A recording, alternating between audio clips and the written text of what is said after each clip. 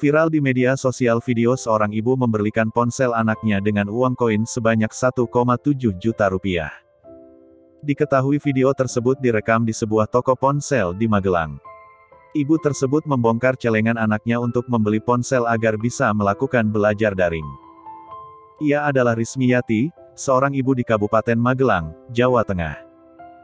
Ditemui di kediamannya, Rismiyati bercerita, ia memang membutuhkan ponsel baru agar kedua anaknya bisa bersekolah.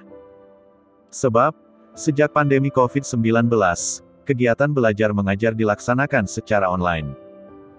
Anak pertama bernama Ahmad Fardan Azmi duduk di bangku kelas 3 SD, dan adiknya Sofia Goyatun Nafisah kelas 1 SD.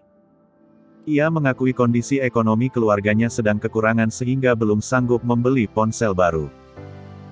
Kemudian, ibu yang sehari-hari bekerja di pabrik garmen itu meminta agar anak-anaknya merelakan tabungannya untuk membeli ponsel baru supaya bisa mengerjakan tugas sekolah dengan lancar.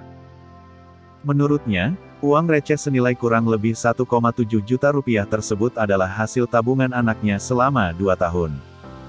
Kedua anaknya masing-masing menyimpan uang jajan sehari-harinya di celengan plastik.